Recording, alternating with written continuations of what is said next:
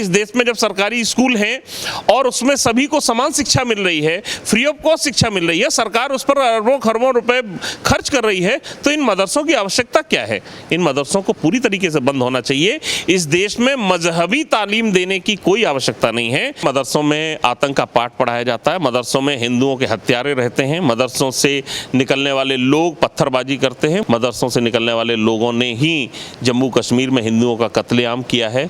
तो इसलिए मदरसों से आपत्ति है। मदरसे को मदरसा कहना भी अपने आप में एक आपत्तिजनक है। ये आतंक की पाठशाला है। एक हाथ में कुरान, एक हाथ में कंप्यूटर नहीं, एक हाथ में कुरान होना चाहिए, दूसरे हाथ में इंसानियत की कोई और किताब उनको पकड़ा देनी चाहिए, क्योंकि कुरान और कंप्यूटर दोनों के साथ से तो वो टेक्निकल आतंकवादी बन रहे हैं। अलीगढ़ में भी ऐसे कई मदरसे हैं जहां पर जिहादी मानसिकता के पाठ पढ़ाए जाते हैं।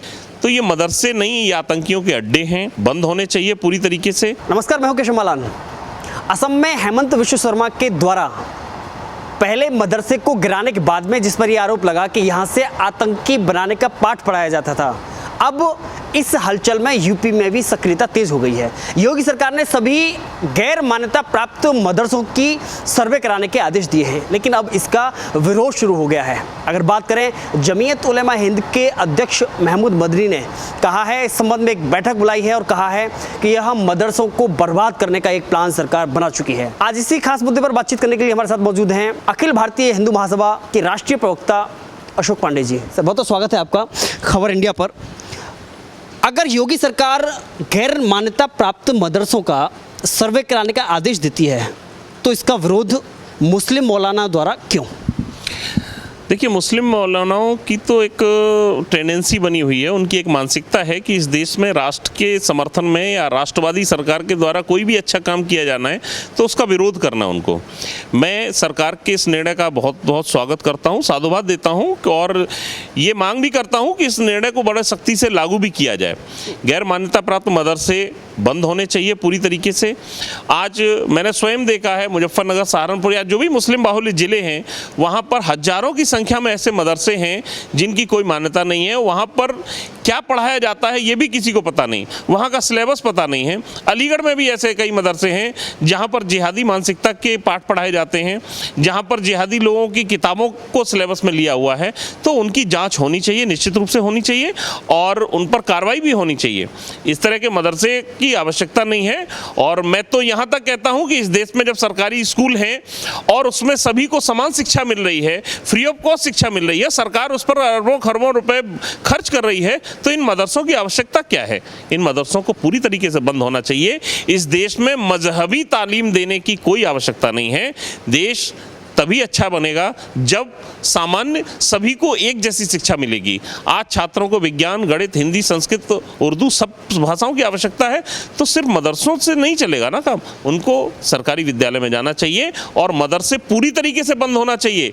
गैर मान्यता प्राप्त भी नहीं, मान्यता प्राप्त मदरसों का भी सिलेबस चेक होना चाहिए। मैं तो यहाँ तक कहता हूँ कि जो मान्यता प्राप्त मदरसे हैं उनकी भी जाँच होनी चाहिए, क्योंकि वहाँ भी कुछ ना कुछ गड़बड़ चल रहा है। अभी हाल ही में आपने देखा होगा, रामपुर में एक मदरसे में हथियारों का जखीरा मिला था। सहारनपुर में कई मदरसों से दंगाई निकल के आते हैं, कहीं मदरसों में आतंकी छिपते हैं। जम्मू कश्मीर के मदरसों तो आतंकियों की शरण स्थली बने हुए थे। तो ये मदरसे नहीं, ये आतंकियों के अड्डे हैं। मदरसों को विद्यालय कहना या मदरसों को शिक्षा का केंद्र कहना, मैं समझता हूँ शिक्षा के मंदिर की बेइज्जती होगी, तौहीन होगी। ये आतंकी अड्डे हैं और इन पर प्रतिबंध लगना चाहिए, इनको पूर्ण रूप से बंद होना चाहिए। अगर बात करें असम में, जो हेमंत विश्व शर्मा ने अभी हाल ही में एक बड़ी मदरसे को गिराया है, बुलडोजर चलाया है, तो आपको लगता है कि ऐसी ज़रूरत है? क्योंकि उन्होंने खुद पाया वहाँ पे कि आतंकी बनाने का पाठ पढ़ाया जाता था और सीधे सीधे आतंकी संगठन से लोग जुड़े हुए थे वहाँ पे। बहुत अच्छा काम किया है उन्होंने, और मैं समझता हूँ उत्तर प्रदेश में ऐसे मदरसे लाखों की संख्या में पाए जाएंगे जिनको गिराने की आवश्यकता है। सहारनपुर, मुजफ्फरनगर के गांव में मैंने ऐसे मदरसे देखे हैं जिनके आगे मैं समझता हूँ कि देश की कोई हेरिटेज बिल्डिंग भी फेल होंगी। वो मदरसे किस पैसे से बन रहे हैं, उन मदरसों को फंडिंग कहाँ से हो रही है, अरबों खरबों रुपये उन मदरसों पर खर्च हो रहा है, कहाँ से आ रहा है, इन सब की जाँच होनी चाहिए। ये देश के खिलाफ षड्यंत्र किया जा रहा है। भारत को इस्लामिक राष्ट्र बनाने की नींव रखी जा रही है मदरसों के द्वारा, तो निश्चित रूप से इनकी जांच होनी चाहिए। और दूसरी बात आपने कही, जमीयत उलमाए हिंद इस बात का विरोध कर रहा है। जमीयत उलमाए हिंद वो संगठन है जो आतंकियों की पैरोकारी करता है। जमीयत उलमाए हिंद भारत में एक तरीके से कहना चाहिए मान्यता प्राप्त आतंकवादी संगठन है, क्योंकि जो आतंकियों की पैरवी करते हैं वो आतंकवादी ही होते हैं। तो उनका विरोध करना जायज़ है, क्योंकि उनकी दुकानें बंद हो रही हैं। अगर उत्तर प्रदेश में मदरसे बंद होते हैं तो उसका सबसे ज़्यादा नुकसान जमीयत उलमाए हिंद को होगा, क्योंकि यहाँ से उनकी जो दुकानें चलती हैं उन पर प्रभाव पड़ेगा। उनके जो आतंकी संगठन, जो स्लीपर सेल जहाँ से तैयार होते हैं, उन पर प्रभाव पड़ेगा। तो उनका विरोध करना जायज़ है, और मैं समझता हूँ उनके विरोध करने से ही उनकी मानसिकता समझ में आती है। सरकार को चाहिए कि जमीयत उलमाए हिंद की भी जाँच होनी चाहिए, कौन लोग इनको फंडिंग करते हैं और किसके बल पर ये आतंकियों की पैरोकारी करते हैं। जमीयत उलमाए हिंद भारत के पैसे से चलता है या संयुक्त राष्ट्र संघ या जिहादी मानसिकता के लोगों के पैसे से चलता है, इसकी जांच होनी चाहिए। ये निश्चित रूप से जांच का विषय है। उन्होंने ये भी कहा है, महमूद मदनी ने, अध्यक्ष ने, कि सरकार मदरसों को बर्बाद करने का प्लान बना चुकी है। ये महमूद मदनवी की जो छोटी मानसिकता का परिचायक है। सरकार ने आदेश दिया है गैर मान्यता प्राप्त मदरसे, गैर मान्यता प्राप्त कोई स्कूल चल रहा है उसको भी सरकार बंद कर रही है, गैर मान्यता प्राप्त मकान बना हुआ उसको भी सरकार ढा रही है। तो गैर मान्यता प्राप्त मदरसे अगर बंद कर रही है तो इसमें गलत क्या है? ये तो महमूद मदनी को भी चाहिए कि भाई अगर तुम चला रहे हो तो उसकी मान्यता ले लो सरकार से। सरकार से मान्यता लेंगे कि सरकार को बताना भी पड़ेगा कि हमारे यहाँ फंड कहाँ से आ रहा है, सरकार को बताना भी पड़ेगा कि हमारे यहाँ सिलेबस क्या चल रहा है। वो ये चाहते हैं कि हम कुछ बताएंगे नहीं, अपने हिसाब से चलेंगे। तो मैं समझता हूं कि आज की सरकार में ऐसा नहीं चलेगा। अब तक 70 सालों से तुमने इस देश में मदरसों का जाल बिछाया है, अब उन जाल को समेटने का समय आ गया है। और राष्ट्रवादी सरकार है, राष्ट्रवादी सोच के साथ आदरणीय प्रधानमंत्री श्री नरेंद्र मोदी जी और आदरणीय यशस्वी मुख्यमंत्री श्री योगी आदित्यनाथ जी के नेतृत्व में इस देश में एक नया अध्याय प्रारंभ होगा। मैं कोई अगर इसको विवादित कहे तो ये विवादित नहीं है, ये राष्ट्र की रक्षा के लिए उठाने जाने वाला सबसे महत्वपूर्ण कदम है कि आतंकियों की पाठशालाओं पर अगर ताले लगते हैं तो इससे बेहतर तो इस देश के लिए कुछ नहीं हो सकता। एक सवाल तो ये भी खड़ा होता है कि मदरसों से ही आपत्ति क्यों इतनी? देश में जब भी बात खड़ी होती है कि मदरसों को ही क्यों बंद किया जाए, उसी से उसमें समस्या क्या है? मदरसों से आपत्ति इसलिए है क्योंकि मदरसों से आतंकी निकलते हैं, मदरसों में आतंक का पाठ पढ़ाया जाता है, मदरसों में हिंदुओं के हत्यारे रहते हैं, मदरसों से निकलने वाले लोग पत्थरबाजी करते हैं, मदरसों से निकलने वाले लोग दंगे करते हैं, मदरसों से निकलने वाले लोगों ने इस देश में बम ब्लास्ट किए हैं, मदरसों से निकलने वाले लोगों ने ही जम्मू कश्मीर में हिंदुओं का कत्लेआम किया है। तो इसलिए मदरसों से आपत्ति है। मदरसे को मदरसा कहना भी अपने आप में एक आपत्तिजनक है। ये आतंक की पाठशाला है, इन पर ताला लगना चाहिए, इसलिए मदरसों से आपत्ति है। मदरसों से कभी कोई राष्ट्रभक्त निकला हो तो वो हमें बताएं। महमूद मदनी कितने बड़े राष्ट्रभक्त हैं वो भी अपने आप को साबित करें। अगर वो मदरसे से निकले तो मदरसा नहीं है, मदरसा इस देश में इस देश के खिलाफ खड़े होने वाले लोगों का एक केंद्र है जिसको बंद होना चाहिए। ये तो अगर बात करें असदुद्दीन ओवैसी की तो उन्होंने खुद कहा है कि अब ऐसा समय आ गया है इस आज़ाद भारत के अंदर और इस मोदी योगी की सरकार में कि अब हमें मजहबी तालीम लेने के लिए सरकार से मान्यता लेनी पड़ेगी। मुझे नहीं समझ में आता, दोनों भाई पढ़े लिखे हैं, असदुद्दीन ओवैसी और अकबरुद्दीन ओवैसी दोनों ही पढ़े लिखे हैं। उनकी तालीम निश्चित रूप से किसी मदरसे से ही हुई होगी जो देवी देवताओं का अपमान करते हैं, जो हमारे आराध्यों को गालियां देते हैं। तो ऐसी तालीम अगर कहीं से मिलती है तो उन विद्यालयों को तो बंद होना चाहिए। उनकी खुद की तालीम भी अगर मदरसे की है, क्योंकि मैं नहीं समझता हूँ नाजायज़ बात को अगर ख़त्म करने की बात होती है तो उस पर किसी को आपत्ति होती है तो निश्चित रूप से वो उस नाजायज़ का संरक्षक है। अगर आतंकियों के शरणस्थली को बंद करने की सरकार बात करती है और उस पर अगर कोई विरोध करता है तो वो निश्चित रूप से आतंकियों का समर्थक है। मैं ओवैसी को भी उसी श्रेणी में लेता हूँ जिस श्रेणी में मदनी हैं। ये सब लोग इस देश में नफरत के बीज बो रहे हैं, ये सब लोग इस देश में शांति भंग करने पर हैं। इनके दबाव में, इनके भीड़ के दबाव में आज सरकार को जो है कई बार झुकना पड़ जाता है।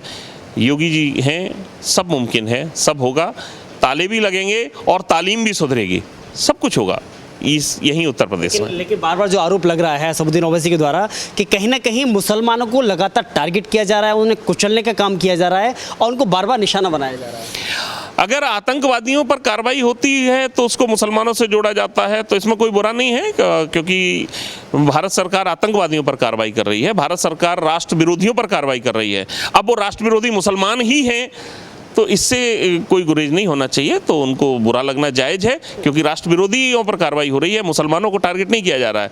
दुर्भाग्य की बात यह है कि इस देश में राष्ट्र विरोधी और आतंकवादी मुसलमान हैं, इसलिए उनको लग रहा है कि मुसलमानों पर कार्रवाई हो रही है। आखिरी सवाल के अब एक इसी बीच में कुछ मौलानाओं ने एक सवाल खड़ा किया है, क्यों ना फिर आरएसएस के द्वारा जो शिक्षा मंदिर हैं, सरस्वती शिशु मंदिर हैं और विद्या मंदिर हैं, उनका भी सर्वे सरकार के द्वारा कराया जाए। बिल्कुल कराया जाए। अगर आरएसएस के द्वारा कोई भी गैर मान्यता प्राप्त विद्यालय चल रहा है तो उसका सर्वे सरकार द्वारा क्यों कराया? आरएसएस खुद अपना सर्वे करा करके दे देगी।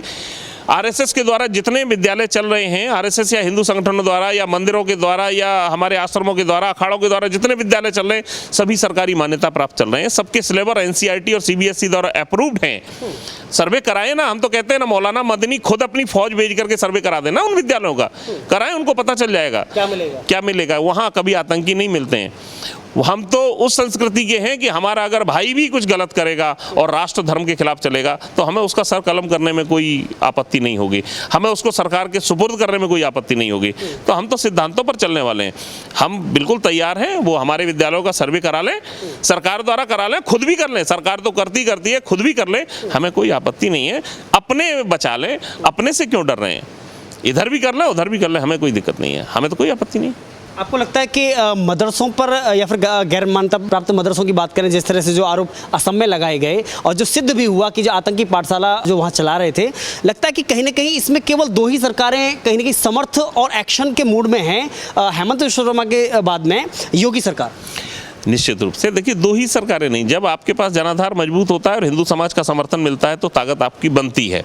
कोई भी सरकार हो, आज उन दोनों को पूरा जनबल मिला हुआ है। आज दोनों बार जो है विधानसभा में वो पूर्ण बहुमत से जीत करके आए हैं, तो उनका एक आत्मविश्वास बढ़ा है, तो वो सक्षम हैं और कर रहे हैं। और उनके देख देख के लोग और भी करेंगे। बाबा का बुलडोजर देख के मध्य प्रदेश के मुख्यमंत्री ने भी बुलडोजर चलाना प्रारंभ किया है। तो ये प्रेरणा स्रोत है इन लोगों के लिए। इस देश में एक नई राजनीति की शुरुआत हो रही है। अवैध विद्यालयों पर, मदरसे पर, अवैध मकानों पर बुलडोजर चल रहा है, तो अवैध मदरसे पर बुलडोजर क्यों नहीं चलना चाहिए? अवैध मंदिरों पर बुलडोजर चल रहा है, तो अवैध मस्जिदों पर क्यों नहीं चलना चाहिए? इससे क्या आपत्ति है भाई? अगर विकास में बाधा बनने वाले मंदिर तोड़े जा सकते हैं तो आतंकियों को पनाह देने वाली मस्जिदें, मदरसे तोड़ने में क्या आपत्ति आ रही है? हमें तो कोई दिक्कत नहीं है। हम देश के विकास के सहायक हैं, हम देश की विकास की धारा में सरकार के साथ खड़े हैं। तो देश के विकास में जो भी बाधा उत्पन्न करेगा उसका विरोध करना हमारा कर्तव्य बनता है, और उसका समर्थन करने वालों को देशद्रोही कहना भी उचित ही होगा। मैं समझता हूँ ये लोग देशद्रोही हैं, ये राष्ट्र विरोधी मानसिकता वाले लोग हैं जो आज गैर मान्यता प्राप्त मदरसों का समर्थन कर रहे हैं, जहाँ आतंकी पढ़ते हैं उनका समर्थन कर रहे हैं। तो ये इस देश के शुभचिंतक नहीं हो सकते, ये निश्चित रूप से आतंकवादी ही हैं। एक समय में अटल बिहारी वाजपेयी ने कहा था कि हम चाहते हैं कि मुसलमानों के एक हाथ में कुरान हो और एक हाथ में कंप्यूटर हो। आपको लगता है कि इस्लाम को मानने वाले लोग स्वीकार नहीं कर पा रहे? अब ये उनकी कमी है ना, कि मैं तो कह रहा हूँ एक हाथ में कुरान, एक हाथ में कंप्यूटर नहीं, एक हाथ में कुरान होना चाहिए, दूसरे हाथ में इंसानियत की कोई और किताब उनको पकड़ा देनी चाहिए। क्योंकि कुरान और कंप्यूटर दोनों के साथ से तो वो टेक्निकल आतंकवादी बन रहे हैं, ये भी समस्या खड़ी हो रही है। आज मदरसों का जहाँ आधुनिकीकरण हो रहा है, उस जब उनके पास कंप्यूटर नहीं था तब तो वो मानव बम बना करके तैयार कर देते थे। आज उनके पास कंप्यूटर है तो वो तो ड्रोन और बनाएंगे मदरसों से। तो इसलिए उनकी मदरसों को नहीं, मदरसों को पूरी तरह बंद होना चाहिए। उनको भारत सरकार द्वारा निर्धारित सिलेबस के अनुसार किताबें हाथ में दे देनी चाहिए। उसमें एक उनका सब्जेक्ट, जैसे हमें संस्कृत पढ़ाया जाता ऐसे उर्दू होना चाहिए। उनकी चॉइस होनी चाहिए, वो प्योर उर्दू पढ़ना चाहें, हमारे पास चॉइस है, हम हिंदी पढ़ना चाहें, हम संस्कृत पढ़ना चाहें, हम इंग्लिश पढ़ना चाहें, ऐसी उनको चॉइस मिलनी चाहिए। तभी वो देश की मुख्य धारा में आ पाएंगे। आप उनको सिर्फ कुरान और कंप्यूटर दे करके मुख्य धारा में नहीं ला सकते। कुरान और कंप्यूटर दे करके तो आप उनको जिहादी धारा में ही लेकर के जाएंगे।